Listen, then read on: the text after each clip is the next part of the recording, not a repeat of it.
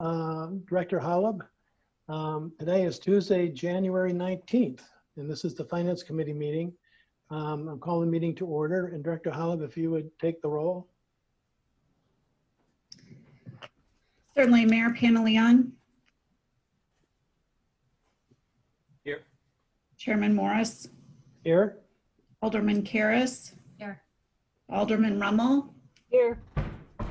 Alderman Notes. Here. Alderman Preschlack. Here. Alderman Gashgarian. Here. Alderman Bushman. Here. Alderman Weber. Here. Mr. Chairman, you have a quorum. Very good. So the first item on our agenda tonight will be consideration of minutes from the Finance Committee meeting held back on November 9th, 2020. Are there any questions or comments on the minutes? If not, I entertain a motion to approve the minutes. So moved. Second. I think we can do a voice vote for this. So all Everything those- has to be roll call during Okay, we'll go a to Zoom roll meeting. call. So Yep. Director, a roll call, please. Mayor Panaleon. Aye. Chairman Morris. Aye. Alderman Karas. Aye. Alderman Rummel. Aye. Alderman Notes. Aye. Alderman Preschlack. Aye. Alderman Gashgarian. Aye. Alderman Bushman. Aye. Alderman Weber. Aye. Motion passes unanimously. Very good, thank you. The next item on our agenda is the city mission statement and the fiscal year 2022 fiscal policy. And I just want to comment, we're lucky that Director Holub has done such a great job with the fiscal policy. It's stood the test of time, but there may be comments and updates to that. So I'm going to turn it over to Director Holub to start the discussion. Thank you, Chairman Morris. You may recall that this item was deferred at your October meeting to provide an additional opportunity for any input from the committee members on any changes to the mission statement or the fiscal policy. The mission statement is submitted for your review and approval tonight with no recommended changes. And the fiscal policy does have some wording changes. You've been provided the document in redlined format so you can easily see the changes proposed. Thank you to Alderman Bushman, who took a very close review of the fiscal policy this year and offered some suggested improvements in wording. I would just note that the only policy change included in the recommended changes is on page 7 of the policy and number 4. This is in the section that talks about fund balance targets, but based on discussion of the Finance Committee and City Council over the last year regarding potential opportunities to Thanks so much, Jeff. internally from fund balance reserves and treating those as long-term investments. There's a additional sentence included in that section that just provides that when calculating fund balance targets, internal loans that have been provided by the city to another fund or outside entity would be included as long-term investments and therefore included in the calculation of the fund balance target. Otherwise, just wording changes to improve the reading of the policy, but I'll be happy to address any questions of the committee. I might ask Alderman Bushman, who did a yeoman job to read through all of that detail and over the holidays and has come up with a number of suggestions. And Ray, I don't know if you want to make any comments. No, you're on mute there. The effort, as was noted, is simply try to improve some of the wording. And I had earlier raised at the October meeting some questions as to whether these things say it the way we like it. So no, I have nothing further, and I'm happy to appreciate Chairman Morris's input and City Manager's input along with Elizabeth. So thank you very much. Yeah, thank you for a well done job. Other comments from other committee members? Questions? If not, we can take a motion to affirm the mission statement and fiscal policy. So moved. So moved. Second. Seconded. All right. Director Holub, roll call vote, please. Certainly. Mayor Panelion, Aye. Chairman Morris, Aye. Alderman Karas, Aye. Alderman Rummel, Aye. Alderman Notes, Aye. Alderman Preschlack, Aye. Alderman Gashgarian, Aye. Alderman Bushman, Aye. and Alderman Weber. Aye. Motion approved unanimously. Thank you very much. Thank you. The next item involves the Cemetery Commission and the financing of one of their new capital improvement projects. So Director Holub, you'd run through that? Certainly. Thank you, Chairman Morris. This is an informational item for the Finance Committee this evening. We're not asking for you to take any action other than just to provide input or an opportunity to answer any questions that you might have. Included in the fiscal year 21 budget, the Cemetery Commission approved a $1.6 million capital improvement that involves phase 2 improvements of the memorial garden at the cemetery. As a result of discussions at the Cemetery Commission level on the capital project, we've been working with staff and the commission to look at different ways to finance the $1.6 million project. So included in your packet was a summary of the 4 options that we looked at. First being using reserves in the Cemetery Trust Fund, the potential for a bond issue, a bank loan, and internal financing by the city from another fund to the Cemetery Commission. In exploring those different options, the Cemetery Commission felt they did not want to use their reserves because, as you know, they can invest those funds in equity investments and earn a better return, hopefully, on the balances of the investments at a greater rate of return than they would spend on debt service or interest on a borrowing related to the project. So the Cemetery Commission did not feel that that would be the appropriate financial mechanism. As far as a bond issue, it's not really the size that is very good for a single issue. If the city was planning a bond issue for another project or for the capital improvement program, it might be easy to add $1.6 million to that bond issue, but currently we're not anticipating any bond issues in the near future. And so it would probably be cost prohibitive from an issuance standpoint for them to look at that option of financing. As far as a bank loan, we did reach out to Lake Forest Bank and Trust and asked them initially to provide, for discussion purposes at the Cemetery Commission meeting, what they would foresee the potential of a bank loan being from them. Reason why we use Lake Forest Bank and Trust, as you know, there are our banking services provider for the city.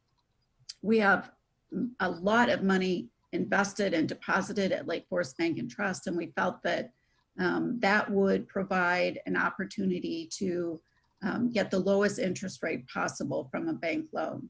The Lake Forest Bank and Trust was very interested in providing that financing. They've done it in the past for the city for 3 of our special service areas.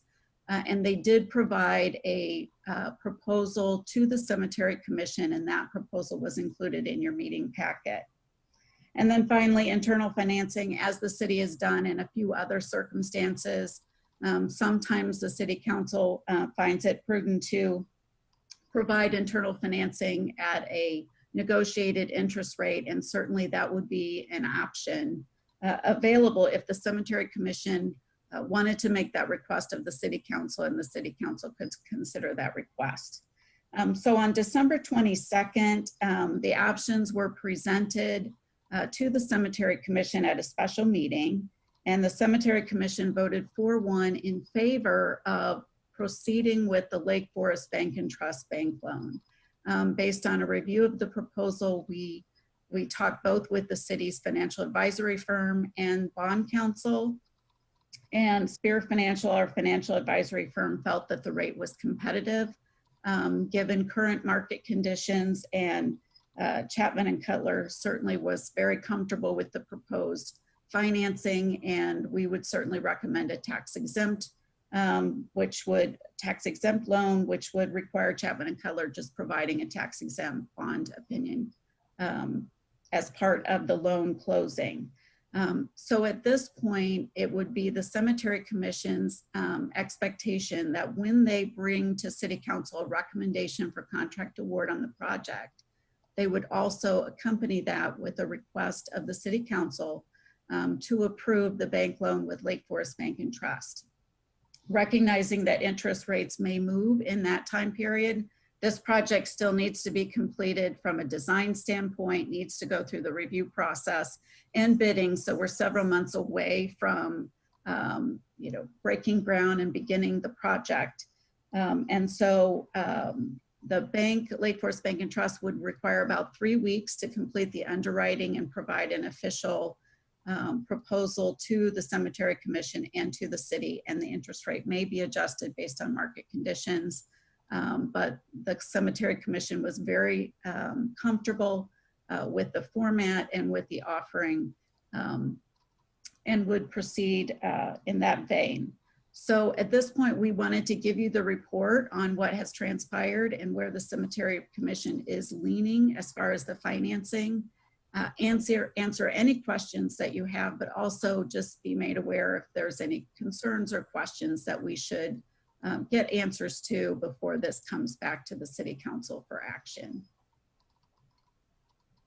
Director Holub, may I ask some questions? Absolutely. I take it under this bank loan arrangement, the city itself would be the obligor of the loan? Yes, they would.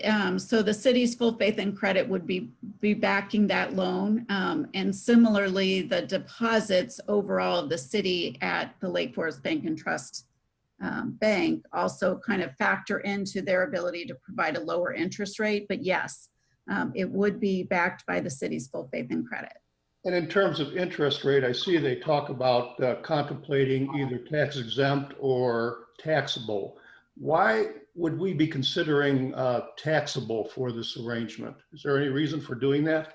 Not really, but if the city was anticipating other borrowings and couldn't stay under the bank qualified limit for the calendar year, that would require the city to go to a taxable vehicle. But no, it would be our intent that this would be tax exempt, and the city's bond counsel, Chapman and Cutler, would provide a bond opinion supporting tax exempt financing.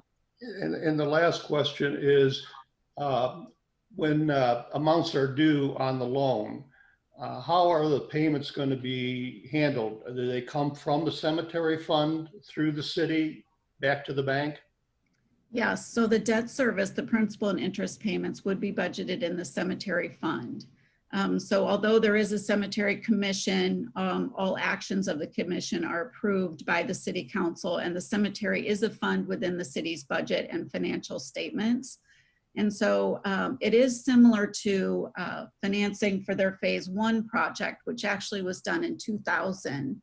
The amount of the cemetery financing, and that was included in a city bond issue at that time, and the Cemetery Commission paid the principal and interest payments each year from their operating budget. Thank you.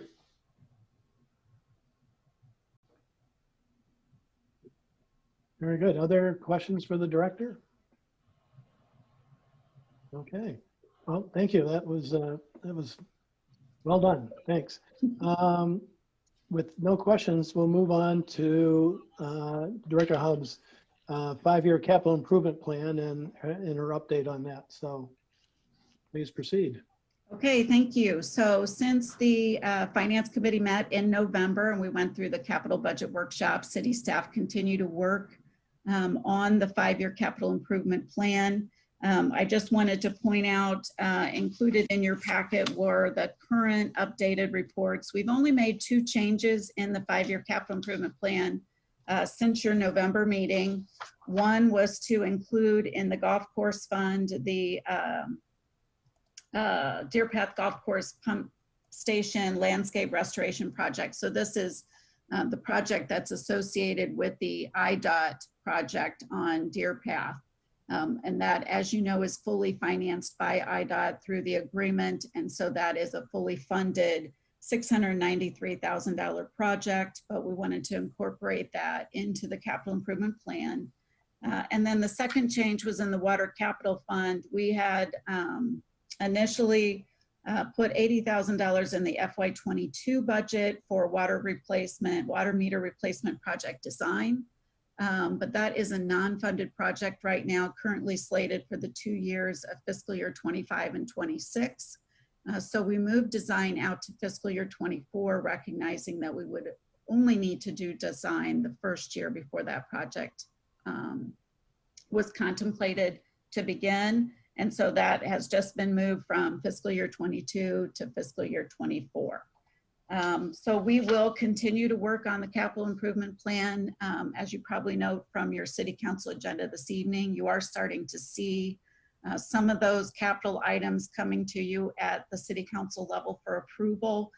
Most of that is capital equipment, which requires some lead time on ordering. So they don't anticipate taking delivery of any of those items before May 1st, but they do need to get out and get those orders approved and put in place to get that going. So other than that, that was just a status update of where we're at, and more to come. We'll have another update for you at your March Finance Committee meeting. I'll be happy to answer questions. Now, Director, perhaps you could just take a minute to talk about, for the benefit of the newer aldermen, what the budgetary events coming up are going to be on a broad scale. Certainly. So your March meeting will focus on the operating budget. So in November, we focused on the tax levy, fees, and the capital budget. And now we've turned our attention to the operating budget. So all the departments were required to have their budget submittals in last week by January 14th. So those are all in. And then reviewing those and preparing for department budget meetings, which begin next Monday. So over the next week and a half, beginning next Monday, City Manager Wisha, myself, Assistant City Manager Strong, and Assistant Finance Director Diane Hall will meet with the individual departments to go through their submittals. And then we will begin to prepare the preliminary budget that the City Manager will submit to the Finance Committee for review and discussion at your March meeting. And then based on feedback and direction provided to us in March, we will go back, finalize the budget, and then we would have that back to the City Council for consideration of approval at your second meeting in April. Very good. Questions from anyone? No? Very good. Well, that takes us to our last agenda item, which is other business. There was the December 2020 flash report on our financial condition. Director, I don't know if you want to make any comments or if anyone has questions on that document. There was nothing new. So no new news in the December 2020 flash report, but just providing you updated numbers. So yeah, so far so good. That's actually looking quite so good. Considering, correct. Chairman Morris, a quick Sure. question.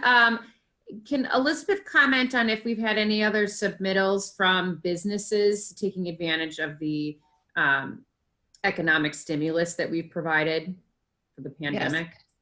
Actually, Alderman Weber, we have that included in the COVID-19 financial update on the City Council agenda, but I will let you know that yes, we're up to 56 have been awarded grants. 56 businesses have been awarded grants through one or both of the grant programs. And we have 9 applications pending and in review. So we have seen a significant increase and now interest in the second program that you approved in October. Great. Okay, the second item on our other business is the draft Innovation Technology 5-year capital improvement program, which I think we've actually had a 5-year plan in the past per se. And is Jim Shaw going to comment on this? Not sure if he's on. We have typically provided a 5-year technology plan at your January Finance Committee meeting. And I think Jim is available if you have any questions. I would just note that the yellow highlighted items in the fiscal year 22 column are the ones that are currently funded. So you can see those that It are. seems that this is a more detailed one perhaps than we've had. It looks terrific. Elizabeth, I'm on now if there's any questions, but just to highlight a few things. We did want to go ahead and set up placeholders for future IT spends associated with new technologies. And you'll find that in there as a line item. Now, it's very difficult in technology to identify systems. We would carry forward with the idea of conducting business and acquiring systems that would improve citizen experience or create efficiencies within the organization. So that is our aim. Okay. Questions from anybody for either director or? Yeah, I'll just note too, obviously, in preparing that, you know, that as it looks a little leaner in the out years, unlike, you know, larger infrastructure projects that have greater predictability in their life cycles. I think there's just so much unknown or hard to anticipate with technology improvements, you know, as you get further out. So that's not to say work will be done after a year or two. I think, again, you'll see this continue to evolve, and it's more, you know, I think you'll see a lot more clarity in the early years than you will in the out years as this gets refined on an annual basis. Director, Jason, could you just comment? I was listening to your presentation on Friday about sort of the state of the city. Talk about the website and some of the things that are happening with the smartphones and such.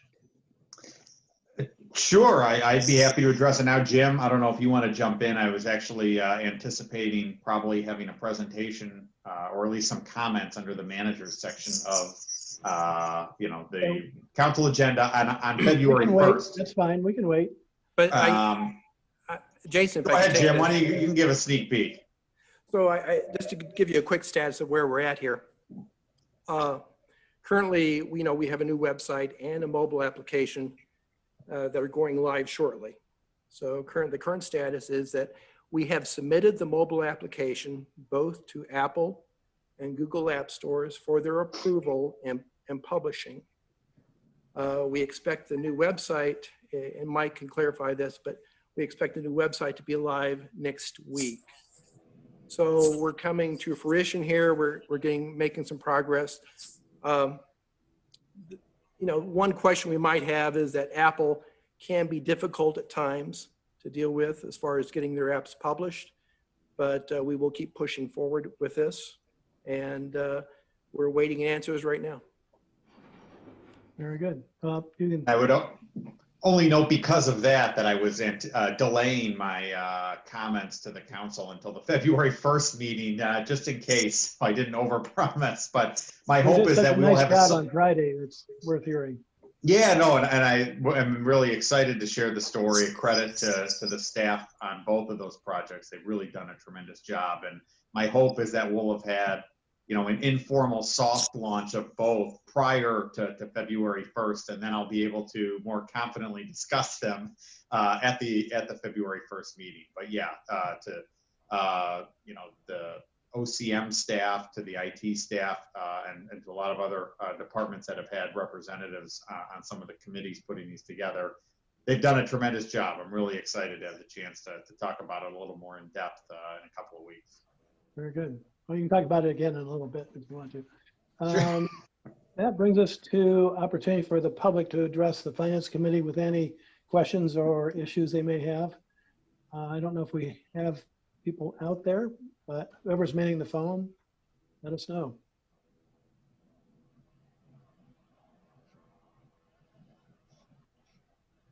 Have no calls. Okay.